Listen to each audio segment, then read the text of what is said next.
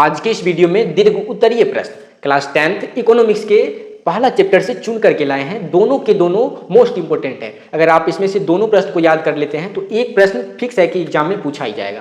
तो आइए इस सभी प्रश्नों को अच्छे से याद कर लीजिए। आर्थिक पिछड़ेपन के क्या कारण है तथा इसे दूर करने के उपाय को बता दें। इस प्रश्न को आप अच्छे से याद कर लीजिए और समझिए कि हमारे बोर्ड परीक्षा में यह प्रश्न पूछा गया। यह 100% फिक्स है कि बोर्ड परीक्षा के इकोनॉमिक्स में 5 मार्क में पूछे ही जाएंगे। तो इसको जरूर अच्छे से रट लेना है और याद जरूर कर लेना है। आइए इसका आंसर समझिए। देखिए, सबसे पहले आपको लिख देना है क्या, बिहार के आर्थिक पिछड़ेपन के कुछ प्रमुख कारण क्या है, निम्नलिखित है।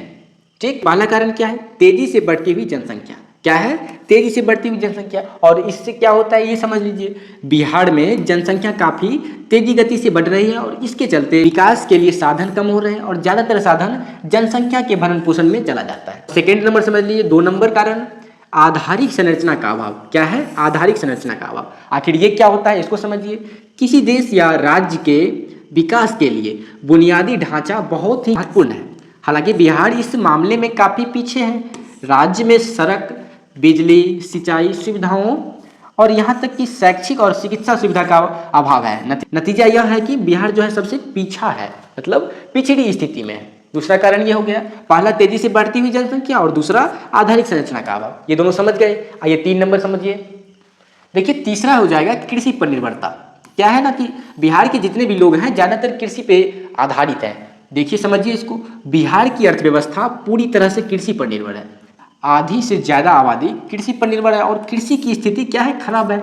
कभी बाढ़ आ जाता है तो सारी फसलें बह जाती है। यही कारण है कि बिहार आज भी पिछड़ी हुई स्थिति में है। ये 3 नंबर पॉइंट हो गया। और 4 नंबर पॉइंट में गरीबी। तो बिहार सबसे अधिक गरीबी बोझ वाला राज्य है। मतलब बिहार जो है सबसे ज्यादा गरीबी वाला राज्य है। यहाँ के लोग जब बहुत गरीब होते हैं और राज्य की प्रति व्यक्ति आय राष्ट्रीय आय के आधे से भी कम है। क्या है, प्रति व्यक्ति आय जो है राष्ट्रीय आय के आधे से भी कम है, जिसने क्या किया है, बिहार को पिछड़ा और गरीबी की स्थिति में रखा है। ठीक, तो अगर आप ये चारों पॉइंट लिख देते हैं बिहार के आर्थिक पिछड़ेपन के क्या कारण है, तो इसमें आपको 5 मार्क बहुत ही आसानी से मिल जाएंगे और उम्मीद है कि ये प्रश्न आप अच्छे से जरूर बना देंगे। आइए नेक्स्ट प्रश्न को समझिए। 2 नंबर क्वेश्चन क्या है, आर्थिक विकास क्या है और आर्थिक विकास और आर्थिक वृद्धि के बीच क्या अंतर है। यह प्रश्न भी मोस्ट इंपोर्टेंट है।